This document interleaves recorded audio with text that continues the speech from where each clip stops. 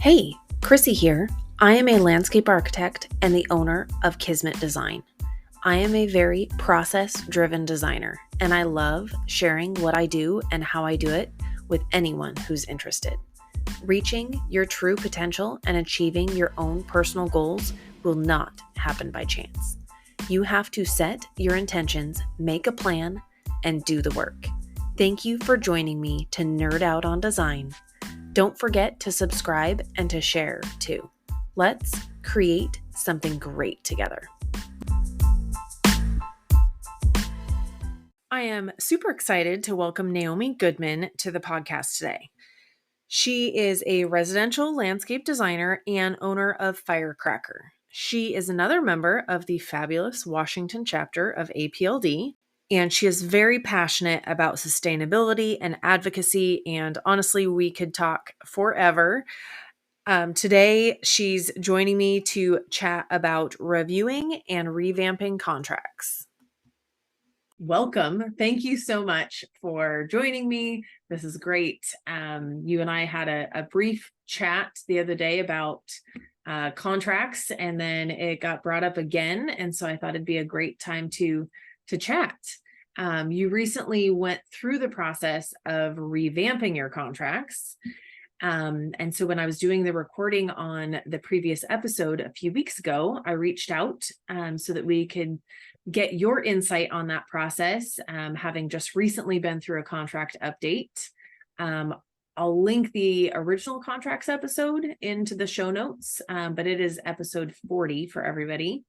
But before we jump into the conversation, Naomi, if you want to share a bit about you and your business and how you got started in the industry, that would be fantastic.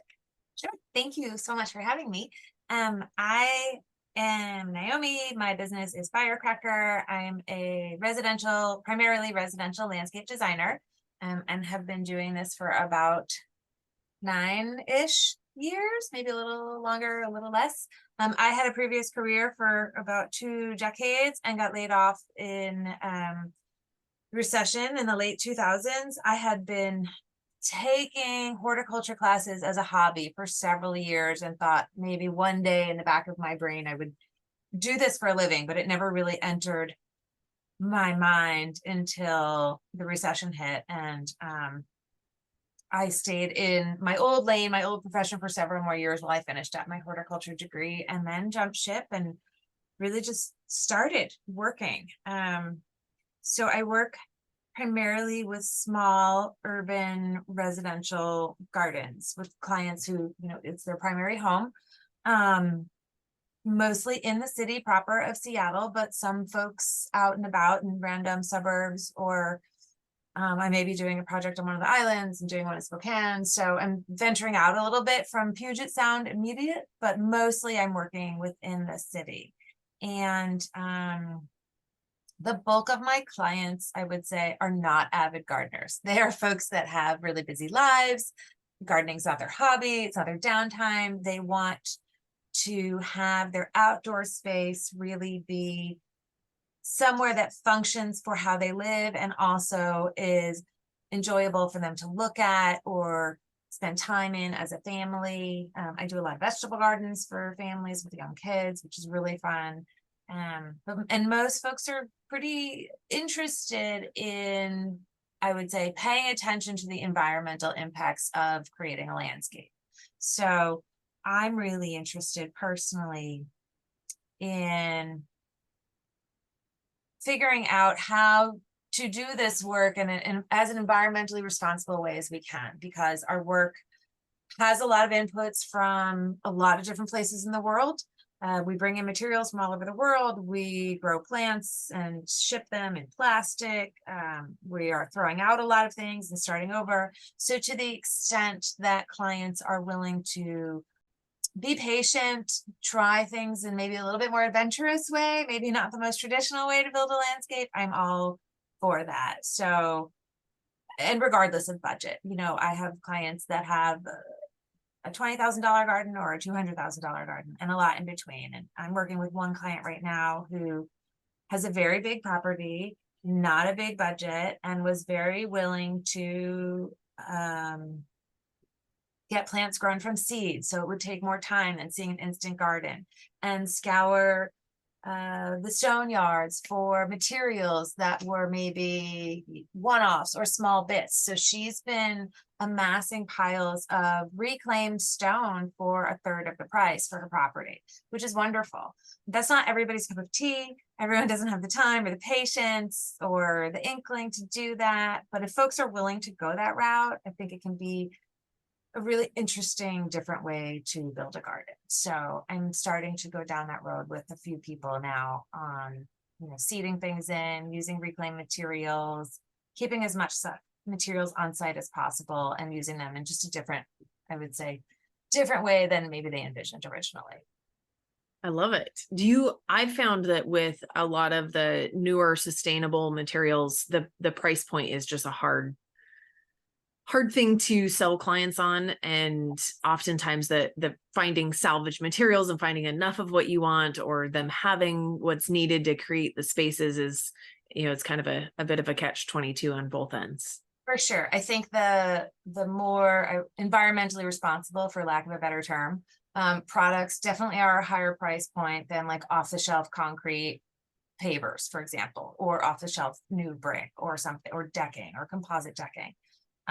With this one project right now that I'm working on, we had this idea, and so I think it allows people in one sense to, they have a different sense of ownership over the space and putting their stamp on it. And whether it's them going out and sourcing things or me going out sourcing things, it does give you in some ways a bit more flexibility, because you're beholden to what's available and what you find. And so say we find a pallet or 2 pallets of a certain kind of stone. It wasn't exactly what we were thinking of, but we really like it. It's available. It's a great price point, and it's going to work in their space. Then maybe we pivot to a different color or a different theme. So it does mean folks may not be as wed to a finished product of a design that was on paper to what you're getting installed. And that's not for everybody. Right. That being said, I think just with the changes in availability of everything in the pandemic, we go through that all the time. When we're ready to bid a project or ready to install it, this stone isn't available, or these trees are all gone. So in that sense, it's not actually that different. I think it's more just promoting it and talking about it in a different way than saying, yeah, we're doing things a little bit differently, because we all have to pivot all the time. Right. It's being more intentional about the conversation directly with your client versus just kind of behind the scenes, making substitutions and swaps. Yes, exactly. Wonderful. Well, thank you. And we can kind of jump into the discussion of contracts. You recently revamped your, is it your design and your project management contract? Yes. So what prompted the revamp of your contracts? So I've done it a couple of times. This last round, I kind of keep a running list of things. And so I would say the first time or two that I was looking at revising contracts, in some ways that has shaken out because of things that have happened with previous clients. Maybe I wasn't as clear in my written documents or about process. And so you wind up maybe doing a bit more work than you're financially compensated for. And then you realize, oh, that's not okay. I have to pay my bills. And clients there to be a mutual value and respect for the back and forth process. So, things have changed in the past for me because of that. Maybe I didn't specify how many iterations of renderings or designs or something like that.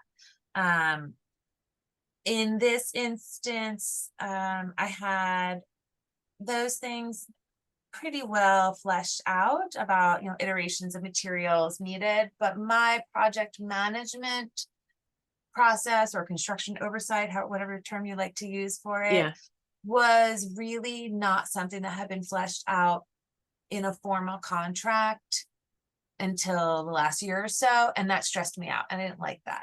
I have documents that say these are the deliverables, these are the types of services I offer as a business, these are the deliverables you get. You sign a design contract with me as a client, and if you we all decide to move together and do construction together, and I oversee it, here's my fees, here's about how much I'm on site, here's what it looks like for you. But it was really mostly like a handshake, an email. People said, yes, that's great, we want to proceed. And that's lovely and works for some people. But for me, I wanted that formalized, just so we all knew, what the payment schedule was, what the client was getting from me, so that they could see that their money was well spent and why they were spending it versus something that was a little bit more casual. So I really wanted to break that out. So I reached out to a handful of colleagues and got sample contracts from different people. And some people had their construction admin and design contracts in one. Some people had them broken out in two. Some people were figuring out if they were going to go back and forth and combine them or bifurcate them. So for me, it was really helpful to see just a lot of people's different ideas and thoughts about this. But it has generally just stemmed from, working with different clients, and something new comes up and you realize, oh, maybe that isn't covered on here. Or, oh, what if, God forbid, something terrible happens and we need to figure out how to proceed? And so those are those in the back of my head, like talk to the attorney, get the legal mumbo jumbo about certain issues, and then spelling that out for people. So that's really how things shook out for me. But I generally have like a running list of items and like, okay, this isn't in here, let me get enough of them, and then I can go back to my lawyer every couple of years and say, can we chat, and what do you think about this? And I really like my lawyer because it's someone who works with a lot of small businesses and a lot of different industries, so they have a different lens than someone who only works with our profession, which I find interesting and helpful. Yeah. Well, and I think that that's nice, and having things definitely reviewed by a lawyer, but also having things very clearly defined, and what's included, what's not included, and just kind of making sure that your liability is limited, especially with the construction oversight or project management or whatever you want to call it, because there's obviously a level of liability with your design, but once things are getting constructed and there's equipment on site, like the liability just goes up, and that vast majority of it should be on the contractor, not on you. But without a contract like that, you never know if something goes seriously south. So yes, exactly. And in reviewing this process and going over it with colleagues, with attorneys, it was helpful to see some folks, for example, put exclusion language, which I hadn't had before. So, it's one thing to specify in design and construction oversight projects what is included. It's another thing to outright say, and this is not included, A, B, and C. If you'd like to add these in extra, maybe I'll do these one or two things, but this third thing, this is outside of my purview or my area of expertise. Right. So I found that also very helpful. For example, we're not structural engineers. It is not reasonable for us to give that type of advice to our clients. But if we think that maybe an engineer's expertise should come into play, we will recommend that to our clients and, shepherd them through that process with someone who has that expertise and skill set and liability for their brain. Yes. So that's been very helpful for me. I've also enjoyed seeing how people, everybody has a different style of how they write and what kinds of information they want to put out there. And certain folks put discretionary language onto all their plans, for example. So it's been an interesting process to see how much comfort different colleagues have with levels of specificity about this type of content, which is, this is more like the behind the scenes of how we do our work, but it's important so that the trains are running on time. Yeah, for sure. Well, and I'm sure that with the different examples that you got, that there's probably some that are like very brief, like a 1-page document versus like a 5-page, like everything very detailed and very, thoroughly explained. Yes. And absolutely. Again, like different styles. Sure. Mine's somewhere in the middle, I think. So what were, other than just kind of putting some of those limits of liability and making sure that the construction oversight was actually detailed out, what are some of the biggest changes that you made?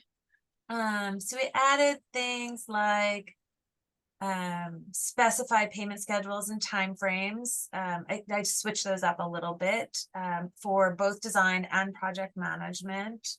And even, since reviewing that contract, I've like changed the payment schedule of how I do project management, just because I was tethered to billing cycles of contractors, and sometimes they're very efficient and sometimes they're not. So I untethered myself from that just for the client, so they know when it's coming from me and when it's coming from the contractor somewhere else. So that's something. An unknown conditions explanation, so things that are underground that we may or may not see, things that we may uncover that we just didn't know about and we have to pivot, those kinds of things. I think somebody has, one of our colleagues, it might have been you, I don't even recall. One of our colleagues had some language about natural materials imperfections. That's me. And I think that's so great, because frankly, I had a conversation with a client recently who has an old, beautiful bluestone patio and they want to expand it. And I said, that's great. Your stone is 20 years old and the palette that you're going to get is new and maybe from a very different quarry. And so these things are going to not be exactly matching, and that has to be okay with you. And there's design ways that we can figure out how to make them look seamless and contiguous and married together. But these were living products at one point in time and have exposure to the elements. So those are, those detailed bits of contract language have real world implications. And so that was something I found that was very helpful. I had added that to my contracts, and I actually have that also on my plans, because I was having quite a few people with just questions or concerns that, like, when you've got a cedar post that has a split in it, it's like, that's normal. Like wood just will do that, especially when it's, very green, new wood, and it gets installed in August. And then it's, in a hot baking sun, it's going to move, it's going to shift, it's going to split.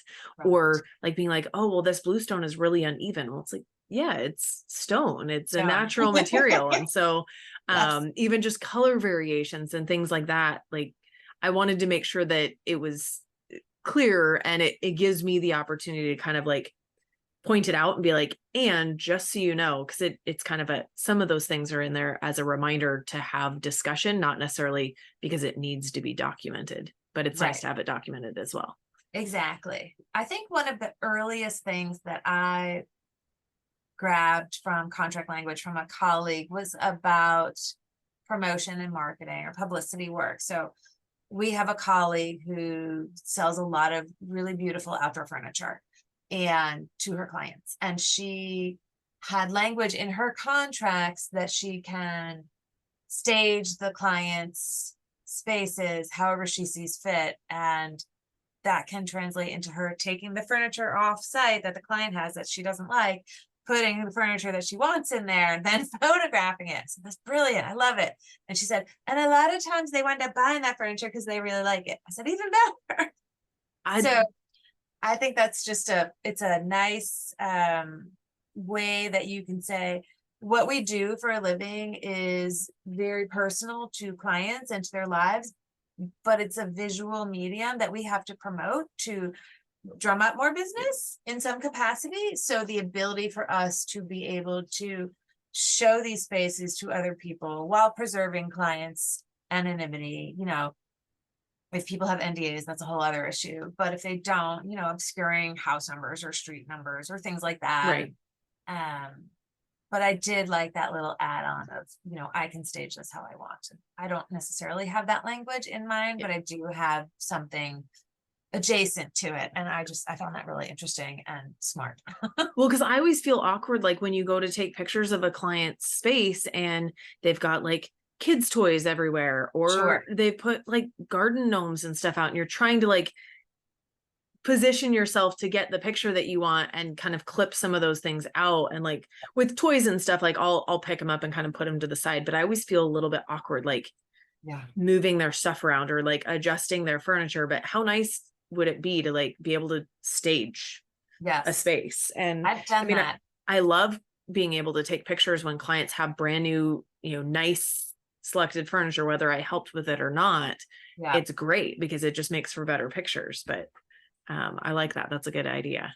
I've definitely staged installed photos before. I've brought furniture on site when either clients didn't have any or their furniture was not Not at the awesome. level that you want it to be photographed, right? You Yeah. just spent $100,000 on your garden and you've got really just, plastic lawn chairs from Bartell's drugstore. Right.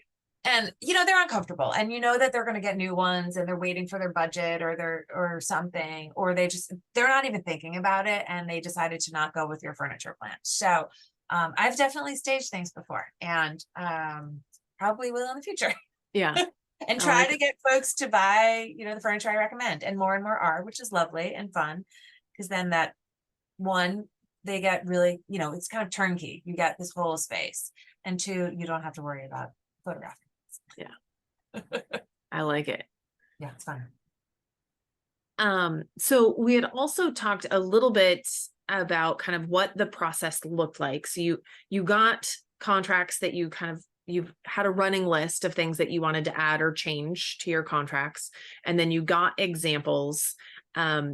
Did you kind of go through your contracts and kind of start from square one, or did you just kind of highlight and redline and then kind of figure out where those things would interject and put a draft together to then get reviewed? Or did you just send your thoughts to your lawyer?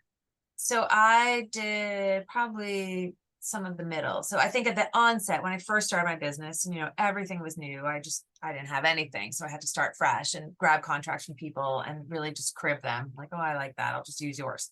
And then as time went on, it evolved. This iteration, because I've been doing this for several years now, like you said, I grabbed contract language from other colleagues. Some were just snippets, like paragraph here or there. Some were full contracts. And then I went through each contract from each colleague and basically highlighted what I liked, wrote notes on them, and then was old school because I had so many sets. I had, my contract and then probably a half a dozen from different people. So I don't have 10 computer monitors. I only have 2. So at some point it just becomes too counterproductive. So I printed everything out and I sat at my dining room table with these massive papers and just old school looked at what was what and what was where in the sequence of things. And then I took electronic notes on all the contracts and said, this is what I like and why. And so I sent my thoughts to my attorney and said, I like these pieces of the puzzle. I like this flow. This seems missing from mine. And so we went through them together and then I put together a draft and we talked about sequencing. And so mostly I was able to keep my existing sequence of a contract. So, at the beginning, contact information, project scope, fee upfront. My fee in my old contract was like buried at the end. And as a consumer, I don't know why I did that. Because as a consumer, that's the first thing you want to look at, right? How much is it going to cost me? I do that as a homeowner. So I put it up front and center because there's no need to bury it. And then got into process, deliverables, exclusions, and then all the liabilities, indemnities, all of the legal things. So the flow and the order of things had been fairly recognizable for a while, but there were 1 or 2 pieces in this update that I wasn't quite sure about. So with those, I went back to the attorney and said, hey, what do you think about location for A content versus B content versus C? And he made some recommendations. So I took those, made my drafts, and then sent them to him for a final once over and got his approval. Or his stamp of, yes, this all looks good. You've passed muster with my brain. Go on your way and do all the things. Well, and I feel like with having a lawyer, like a lot of it is just making sure that the verbiage is written correctly, that it's clear and concise, but also can hold up in case you need to fall back onto your contract. Yes. And so having that, I think, is, without having a law degree, like a lot of that is like you can say things and have it be really mushy and have it be something that doesn't really hold up if you need it to. So I think that that's one of the main benefits. Yes, for sure. It's very helpful. I mean, I've worked with a lot of lawyers in my past career, and but it is helpful to have their brains look at a few things that you need. Most of the time it's fine and you don't need to, but with contracts, for sure, definitely Yeah. want to have someone to take a once over and review it. So yeah, it was helpful. And one of the things I think that was interesting, he and I talked about, there was a colleague that specified a lot of pieces of deliverables in their construction oversight. And I remember he and I had this back and forth discussion about pros and cons of doing that. And we opted for really narrowing the scope of deliverables just to a higher level versus like project specific. Because there are so many unforeseen things and things can change, and people's project scope can even change as you're building. So he was saying, I don't want you to be beholden to this thing. If something changes, no fault of anyone's, just direction changes, then you're on the hook for this thing. I was like, well, that's fair. So Yeah. So how, now that you've got your updated contracts, how has that benefited your process and like how you deliver your contracts and review them with your clients? I think it's been mostly a peace of mind thing for me. I know I have these pieces of my process that are a bit more streamlined and articulated than they weren't before. So when I meet with a new client and we decide that we're going to work together, I've already sent them materials of here's my services, here's my fees, here's what the steps look like to work together. And they say, great, we want to do this. And I say, wonderful, hooray. And so then I send them a contract with the project scope delineated and fees. And we talk about at the onset, whether or not we are going to build right away, we're going to do construction admin together.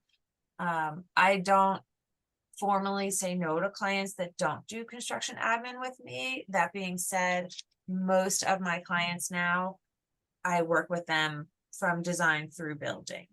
But once in a while, I have clients that just are either going to install it themselves or install things over phases, or they just don't have the budget capacity. And I don't, that's okay. If that works out for everything else with them, that's fine.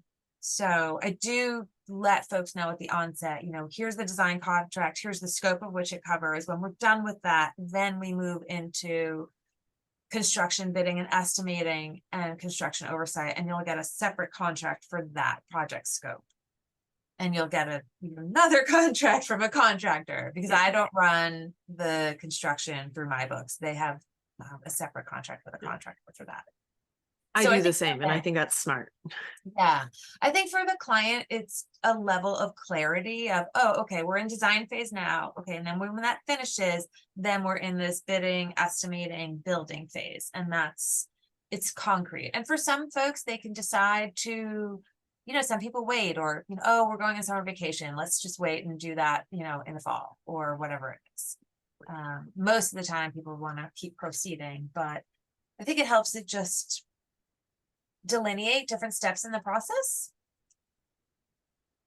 So yeah. And it's nice to have, for me, I have the same thing where my design contract and then the construction oversight contract is separate, because I'm the same way as you. Like I don't only work with people that want me. I love being able to be a part of it from start to finish, but the project oversight is so time demanding that I would have to dramatically decrease the amount of design work I do if I only did projects that I saw throughout the whole thing. Because there's a lot of, smaller designs that for people that are do-it-yourselfers, or, already have someone on board or are doing, things in really small chunks that I can easily, fit into the schedule without having to be like, oh, I only work with, people that are going full circle. Yeah. Yeah.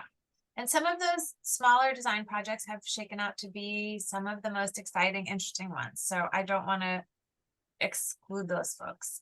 That being said, it is harder to generate revenue just from doing design. So doing the construction oversight is it's profitable. It's also interesting, and it's interesting on a lot of levels, right? You get to have an extended relationship with the client. You get to see the investment of your work actually built. You get to tackle all sorts of brain problems in the field with the contractors and, you know, these builders who build amazing things and have such phenomenal brains of figuring things out in 3 dimensions that I'm just continually mind blown. So I enjoy it, but it is stressful. And yes, like you said, it's extremely time consuming to do construction oversight. I find that I learn a lot more when I'm on a job site, just being part of that troubleshooting, like, hey, we need to adjust this because this is here or that is there. You know, things don't always line out exactly the way that they do on plan.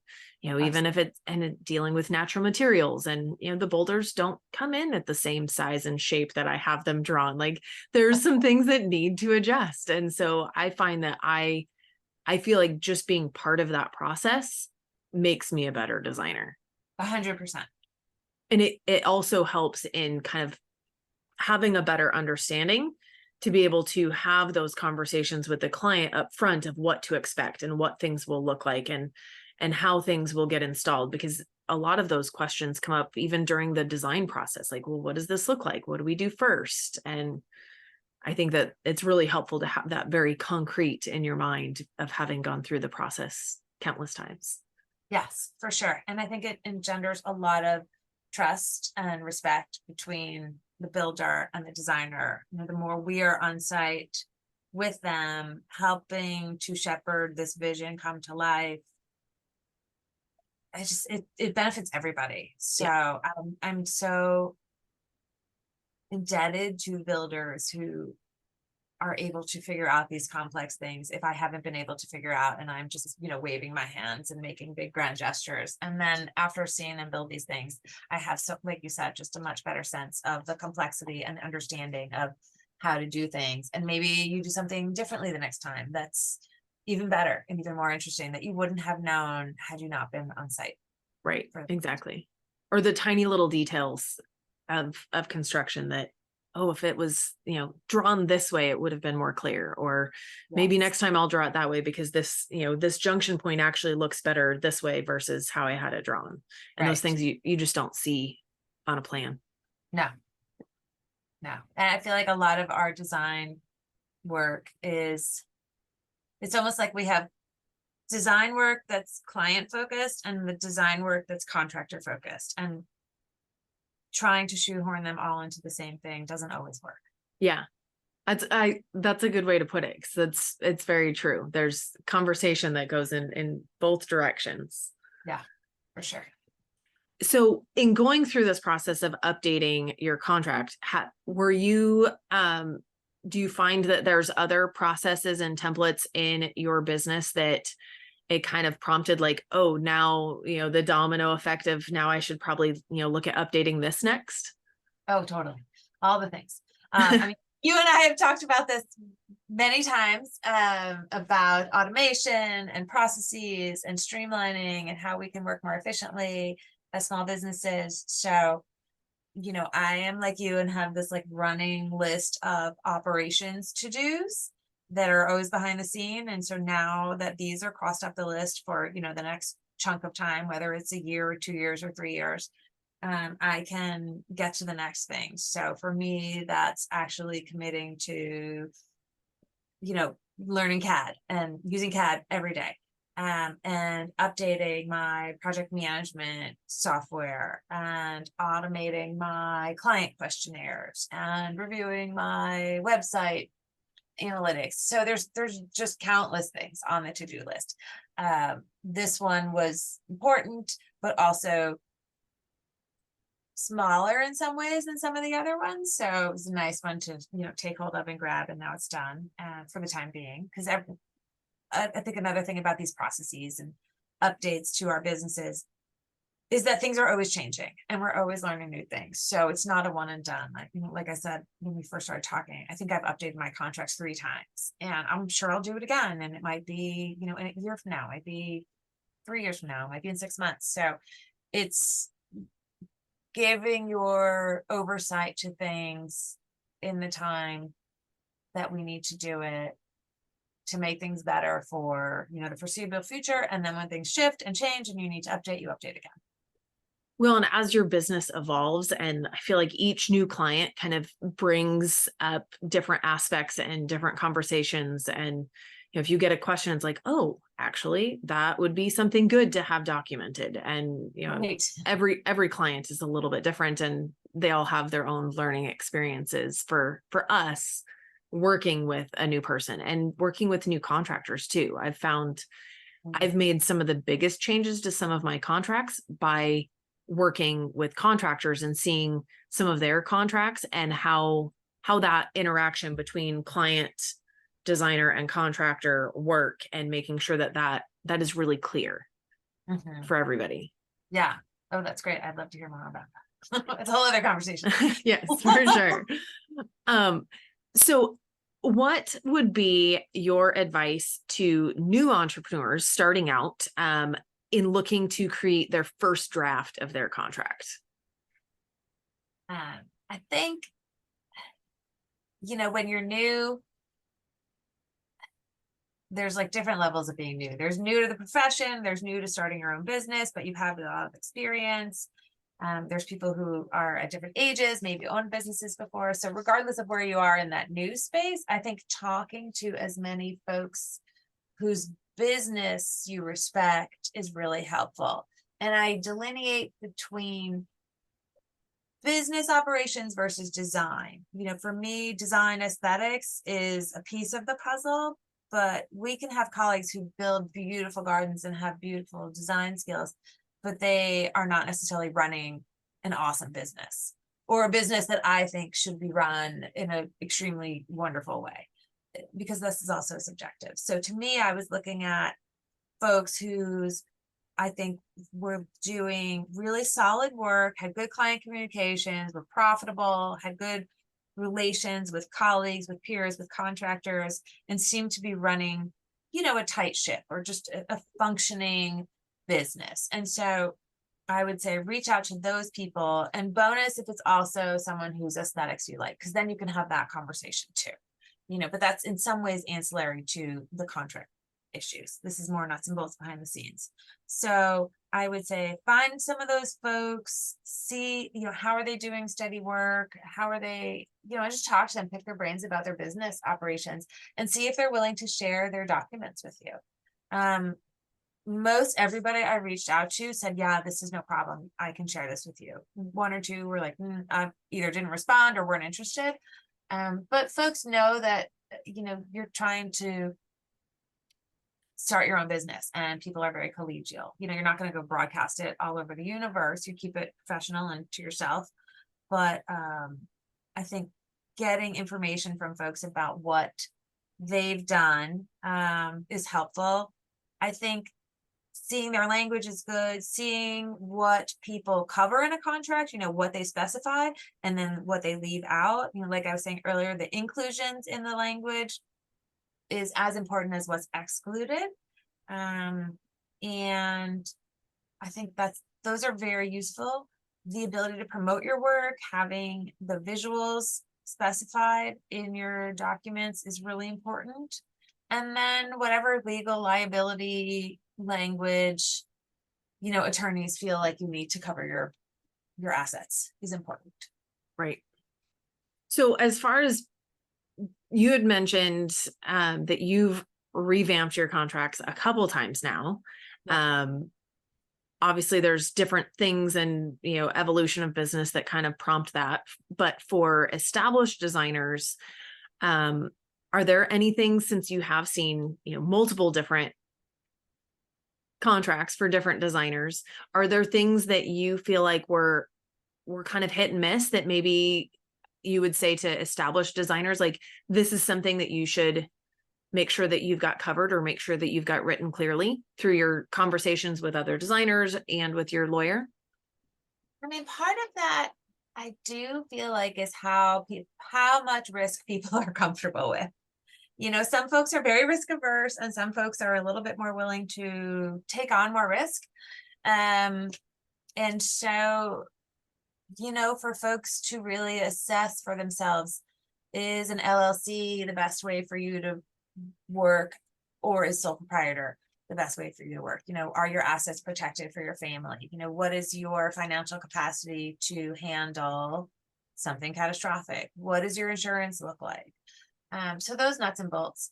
The language pieces in the contract, I was surprised by some folks' contracts that were very slim and just did not get into a lot of specificity about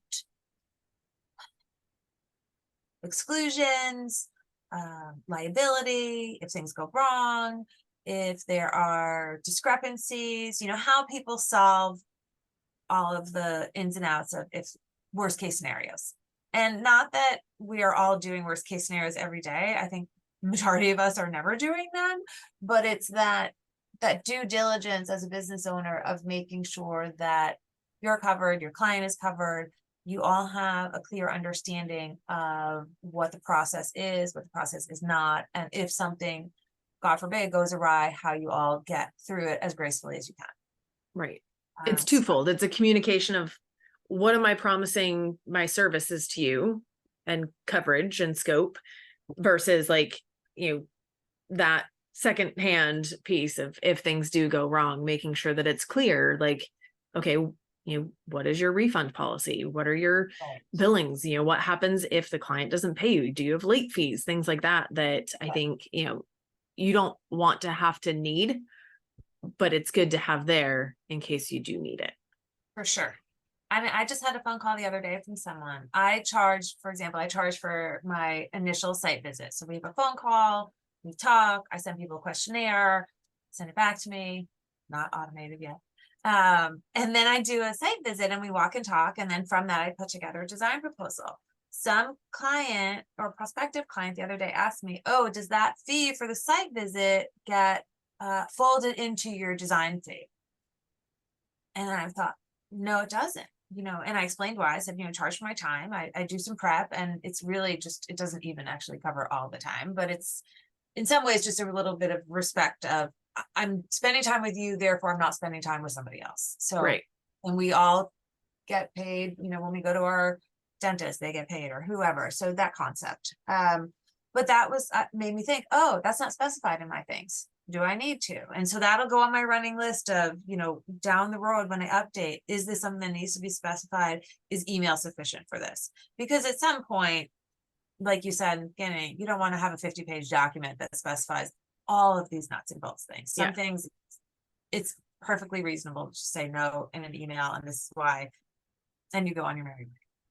Well, I think that there's a happy medium between a lengthy enough document that it covers everything that needs to be covered versus having something that's so long that no one's ever going to read it. So it doesn't really matter what's in there because you're not really communicating to your clients at that point, because they're just going to look at it and go, oh yeah, never mind. Because mine's only 2 pages long, but I guarantee you that second page is only actually read by maybe 10% of my clients. Yes. And some people don't read them no matter how short they are.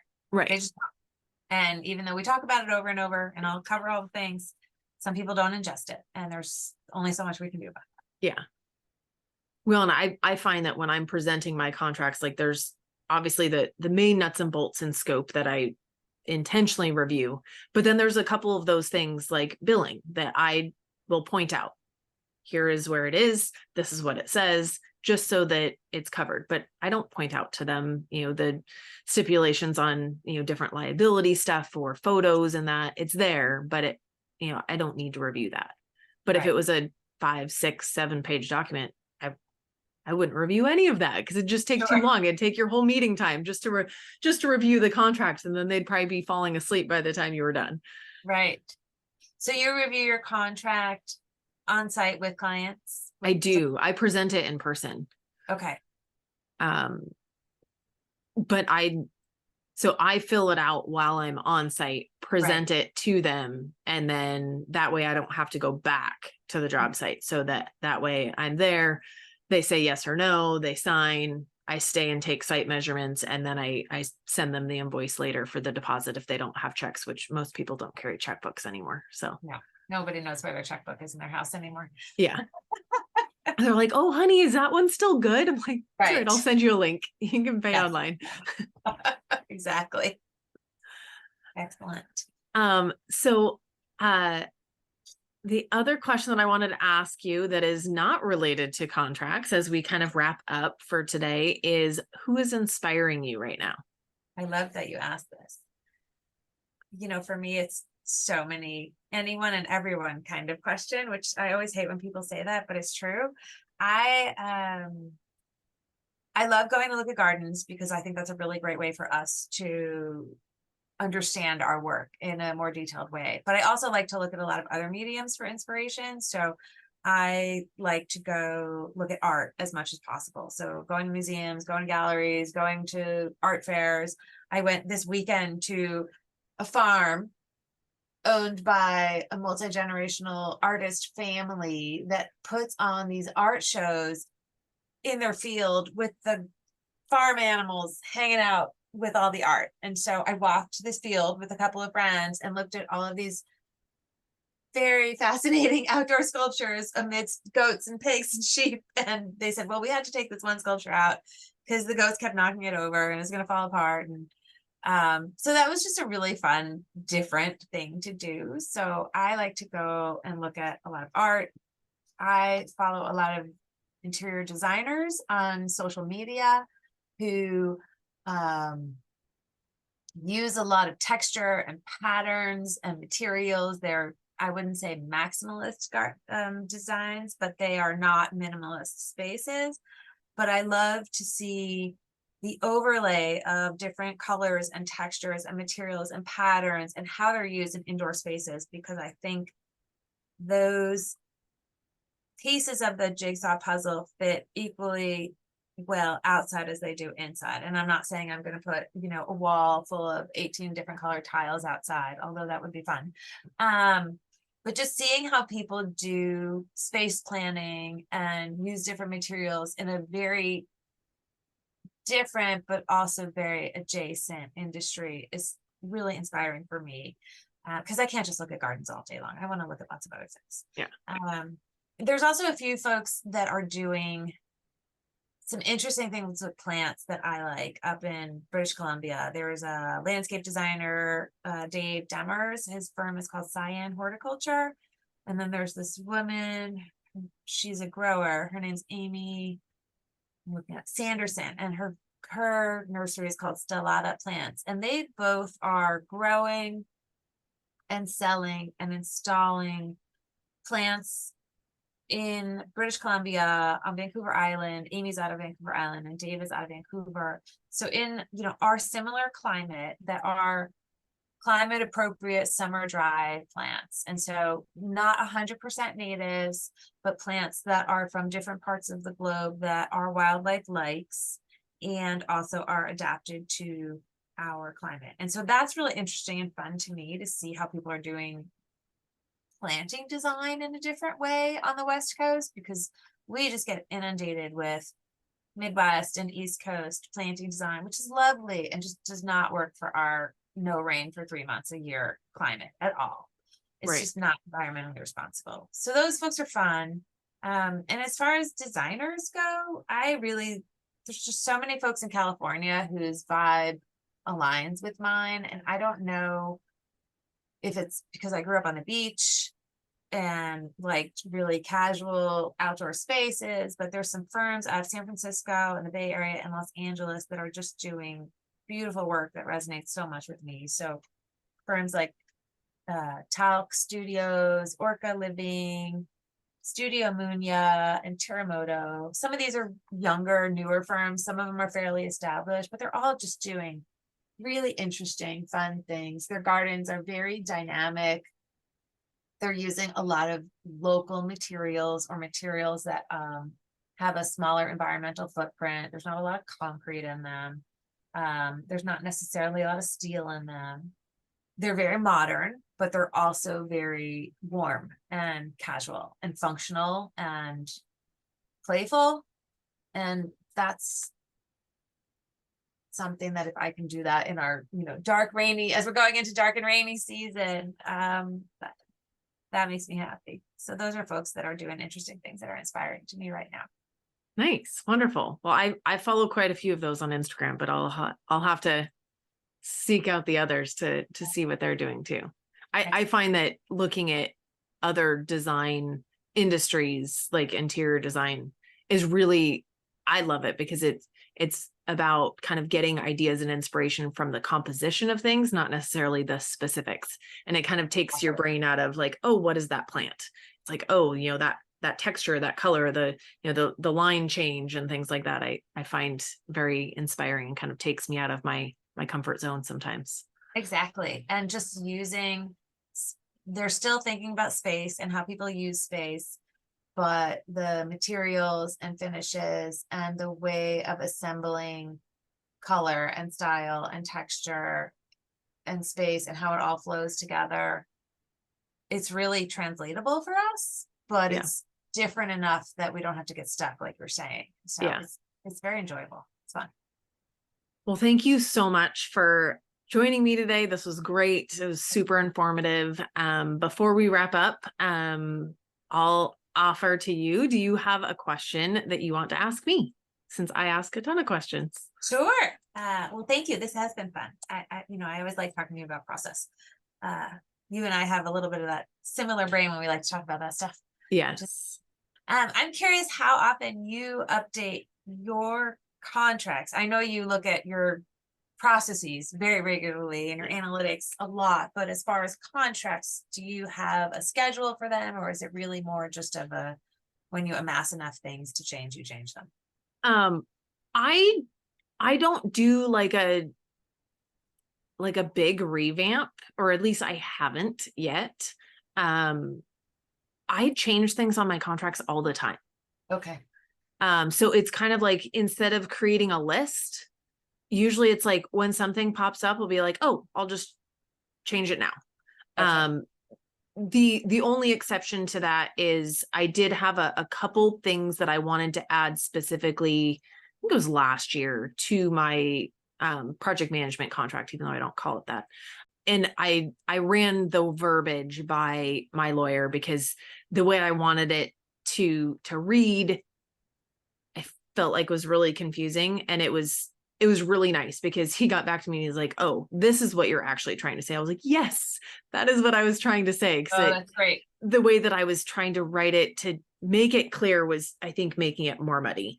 But I do little updates all the time. And usually it's kind of just spurred by a question that a client has, like, oh, well, is this part of it? Or is that part of it? And I think I love what you said about the exclusions, because I think that is where I've done the most updates to things, where I've gotten into situations where a client is like, oh, well, is this not part of this process? And it's like, no, it's not. Right.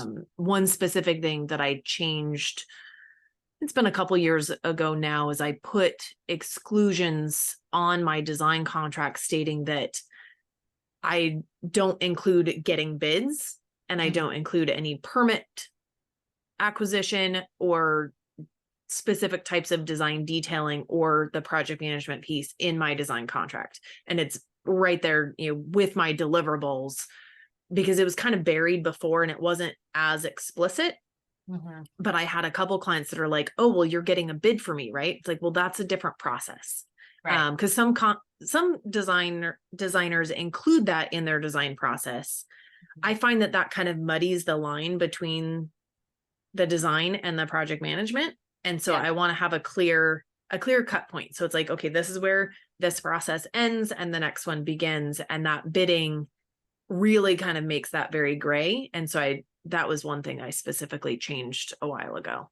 Got it. Yeah, mine is similar as yours. And I think I agree. We can give clients rough estimates of things with the design, but we're not building every day like contractors are. So they have much more up-to-date information about pricing. Well, and there's so many things that are hard to budget. I mean, a deck or a patio, that's easy because it's just square footage numbers, and you can look back at the last couple bids that you've looked at and get some averages. But soil work and demolition and doing updates to an existing irrigation system, like those things are are really kind of a matter of opinion, and the contractor might price it differently depending on the day, depending on what machinery he has available. And every Right. contractor is going to be different. And so especially if I don't know who the client is going to be working with, it's even harder. Because if they go find, some, just single guy with a pickup truck to do their install, it's going to be different than hiring a larger firm that has, 6, 7 crews, like drastically different. So that's hard too. But I do like to give budget numbers, but it's growingly difficult. For sure. There's always things that we're going to leave out because we're, again, like you said, we're not building the gardens. Right. So I give people very loose, very rough numbers and say, don't count on these. We should, just so you have an understanding of where this is heading. But that's what the contractor's for. Yeah, for sure.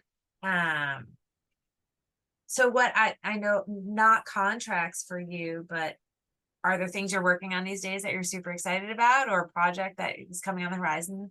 I've got a couple of really exciting projects on, the design books right now. I've got one on Camino Island that's just, it's not super detailed, doesn't have a whole lot of structure, but it's a fantastic clients. I actually worked with them years ago, before I started Kismet, and they just bought this house and they're doing a full remodel, and it's just going to be really fun. And it's just a beautiful site.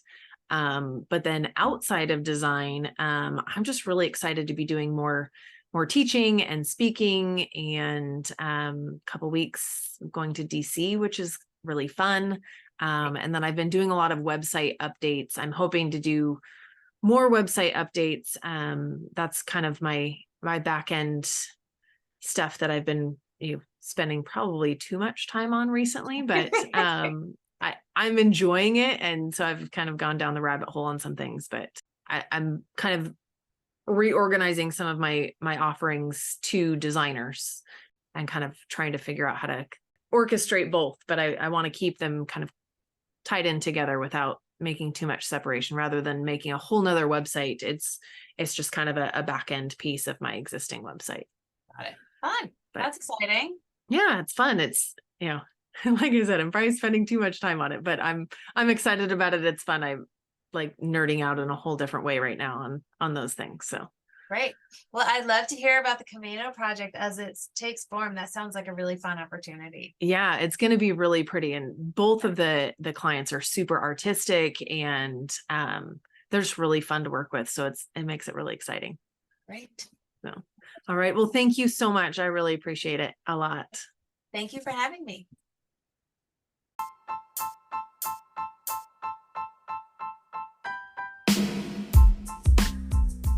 To wrap up, I want to thank you for your time. I hope the ideas discussed today have left you feeling excited and energized. As I build both my business and my life, I value the support and feedback you provide. I would love for you to reach out to me to let me know what you think, give me ideas, or just to connect. Please don't forget to subscribe and also share with a friend. Until next time, go create something wonderful.